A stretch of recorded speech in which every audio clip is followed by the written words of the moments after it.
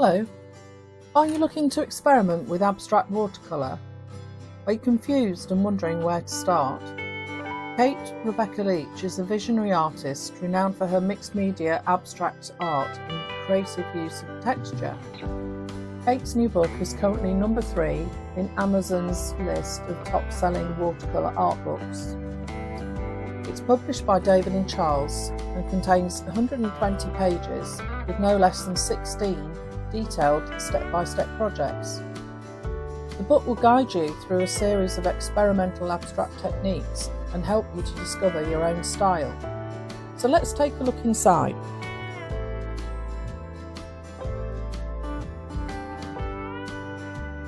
We have the contents clearly listed, so this is a book that you can easily just pick up and dip in and out of.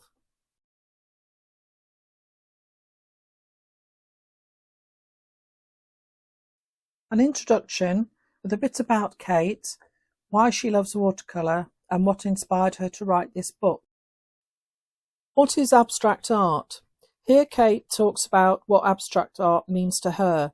Of course, art is subjective, and this book is more about abstract pattern, shapes and watercolour techniques, as opposed to abstract art in the style of, say, Hannah Woodman or Peter Wildman. Here Kate talks about the elements in her own art and where she finds her inspiration. Materials chapter: paint, paper, brushes, masking supplies, inks and pens.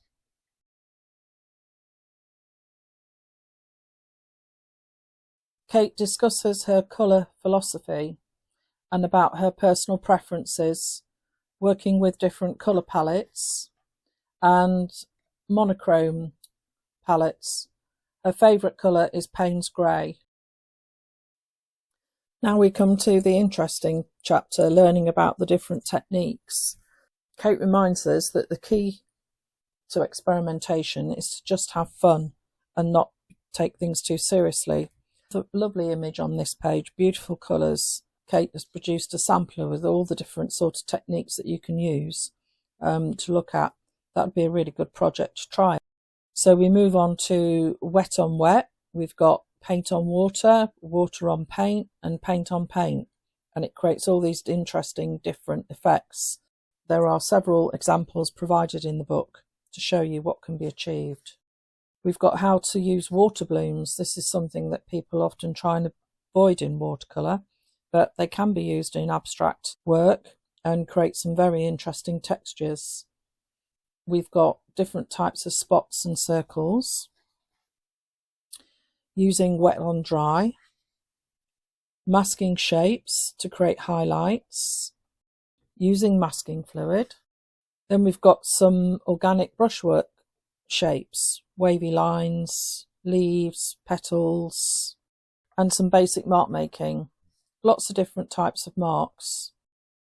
Kate suggests creating your own swatch library.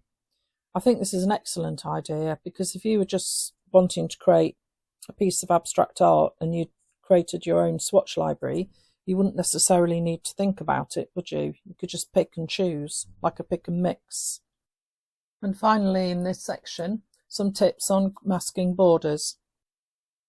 We now come to the project section. First group of projects looks at using abstract shapes. Project 1 is an experimental sampler. Kate says, just have fun, go wild, there's no right or wrong way with an abstract watercolour, and illustrates 2 colourways so you can compare the different effects.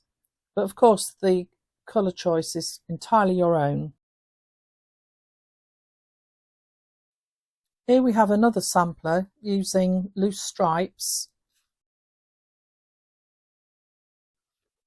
with very detailed step-by-step instructions for creating different textures and including embellishments and gold highlights. Concentric circles with quite an aquatic feel.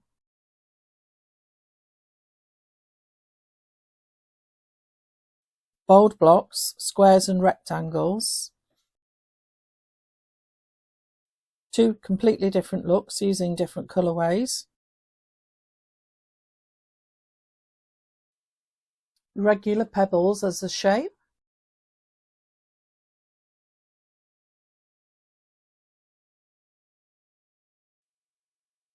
Soothing scallops.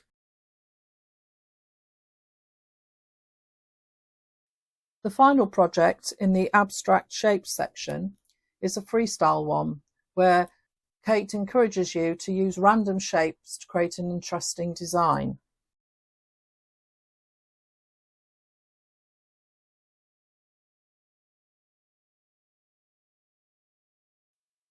Here we have the abstract botanicals projects. We begin with stylized flowers, and then we add some embellishments and some background leaves. Project using simple leaf shapes with a monochrome palette.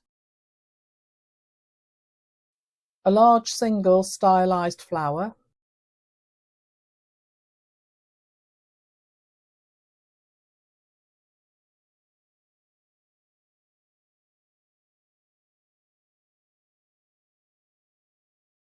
Organic trees.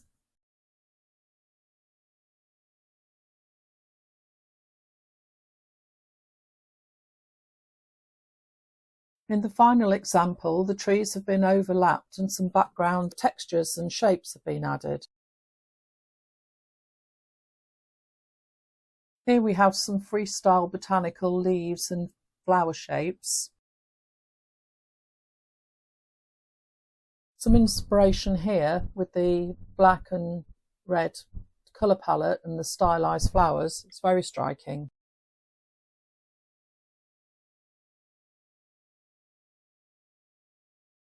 So this brings us towards the end of the book. The final few projects are abstract landscape, striped seascape,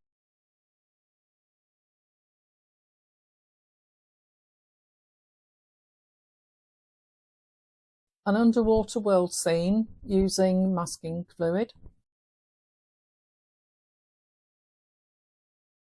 On page 105, there is a reproduction of one of Kate's original art pieces. It's really lovely and just shows what you can achieve with a few simple shapes and textures. Here we have an abstract painting of little houses. It might look complicated, but they're just really rectangles and triangles with some texture background. Very effective.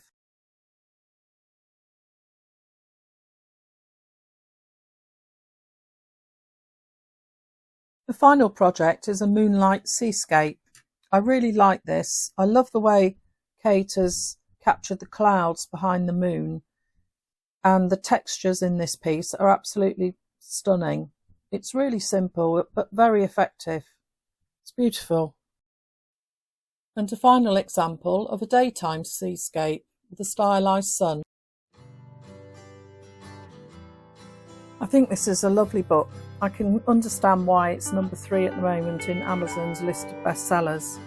It's a really good book if you're a beginner to watercolour, or if you just want to create something abstract, something a bit different without having to stress too much about creating a masterpiece.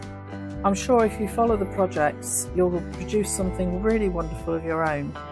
If you found this video helpful, please give this video a like.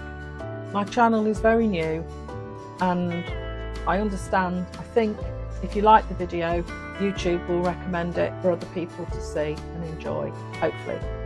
Thank you for watching.